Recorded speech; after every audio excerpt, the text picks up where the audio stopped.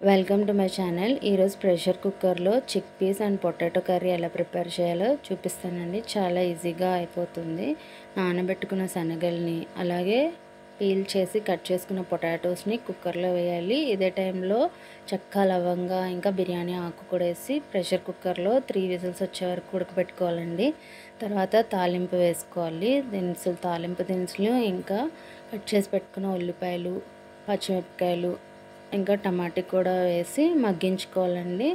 ఈలోపు 3 విజిల్స్ అయిపోయిన తర్వాత కుక్కర్ ఓపెన్ చేసి చూడాలి. 3 విజిల్స్ అయిపోయిన తర్వాత మనం చెక్ చేసుకోవాలండి శనగలు ఉడికాయో లేదో. ఎందుకంటే ఒక్కొక్క కుక్కర్ ఒక్కొక్కలాగా కుక్ చేస్తుంది. సో ఇలా స్మాష్ అయ్యేలాగా కుక్ చేసుకోవాలి. ఇప్పుడు మనం మగ్గించుకున్న టమాటీ, ఉల్లిపాయ, పచ్చిమిరపకాయ మిశ్రమాన్ని అదే కుక్కర్లో యాడ్ చేసి ఇంకో 3 విజిల్స్ వచ్చే వరకు కుక్ చేయాలి. ఈ కర్రీ అయితే చపాతీలోకి, పూరి ఇంకా పరోటాలో కూడా తినొచ్చండి. ఇష్టపడేవారైతే ఫ్రైడ్ రైస్తో కూడా తినొచ్చు.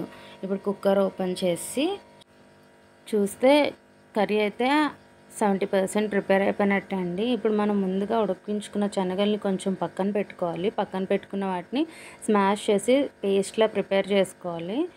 అంటే కర్రీ థిక్గా ఉండడానికి అన్నమాట. కొంతమంది అయితే శనగపిండి కూడా వాడతారు ఇక్కడ, కానీ ఇది అయితేనే టేస్టీగా ఉంటుంది. ఆ పేస్ట్ని కూడా కలిపేసి థిక్నెస్ని చెక్ చేసుకోవాలండి. ఇక్కడ మరీ చిక్కగా ఉన్నట్టయితే ఇక్కడ కొంచెం వాటర్ యాడ్ చేసుకోవచ్చండి. లేదు అనుకుంటే కారం, ఉప్పు ఇంకా గరం మసాలా యాడ్ చేసి కర్రీ అయితే కొంతసేపు కుక్ అవ్వనివ్వాలండి. బాయిలింగ్ స్టేజ్కి రావాలి.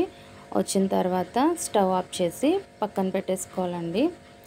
ఇప్పుడు కొంచెం తాలింపు ప్రిపేర్ చేసుకోవాలి. అంటే ముందే దినుసులన్నీ వేస్తాం కాబట్టి ఓన్లీ కరివేపాకు ఇంకా ఎండుమిర్చి వేసి తాలింపు వేసుకోవాలండి. ఇదైతే కర్రీ అయితే ప్రిపేర్ అయిపోయినట్టే.